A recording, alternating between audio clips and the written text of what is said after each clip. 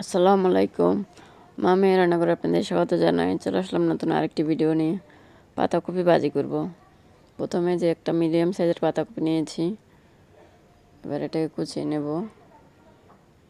চলে আসলাম কুচিয়ে নিয়ে, পুরোটা নিয়ে সামান্য একটু করে রেখে দিয়েছি। 4 ভাগের 3 ভাগ নিয়েছি আর 1 ভাগ রেখে দিয়েছি। তারপরে যে ধুয়ে পরিষ্কার করে যে চলে আসলাম রান্নাতে। কড়াইতে দিয়ে দিয়েছি উঠিয়ে। তারপরে যে লবণ দিয়ে দিলাম, হলুদের গুঁড়ো দেবো একটু, তারপরে যে ধনিয়া গুঁড়ো দিয়েছি একটু, সাথে কাঁচামরিচ দিয়ে দিয়েছি। এবার ঢাকা দিয়ে সিদ্ধ করে নেব।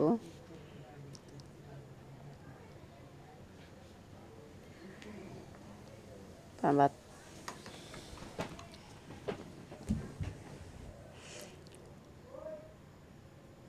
সময় নিয়ে নেড়ে চেড়ে সিদ্ধ করে নিয়েছি।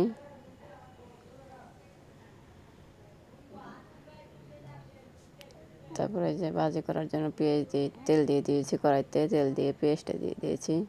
পেস্ট এবার ভেজে নেব।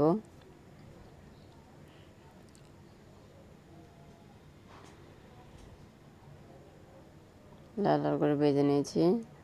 পাতাকপিটা ডিম দিয়ে ভাজা করবো, সেজন্য একটা ডিম দিয়ে দিয়েছি। ডিমটা এবার পেঁয়াজের সাথে মিশিয়ে ভেজে নেব।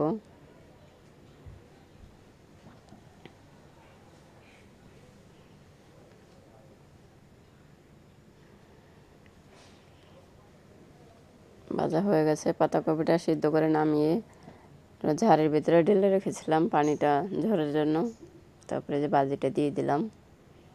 এবার পানিটা ঝরিয়ে ভাজি করলে ভাজিটা অনেক ঝরঝরা হয়। এভাবে করে ভাজি করে ডিম দিয়ে খেয়ে দেখবেন, অনেক টেস্ট হয়। তারপরে যে ধনিয়া পাতা দিয়ে দিলাম নামানোর আগ দিয়ে। ভিডিওটি ভালো লাগে থাকলে অবশ্যই লাইক করবেন, কমেন্ট করবেন, চ্যানেলটাকে সাবস্ক্রাইব করবেন। ধনিয়া পাতা দিয়ে আর 2-1 মিনিট ভেজে নেব।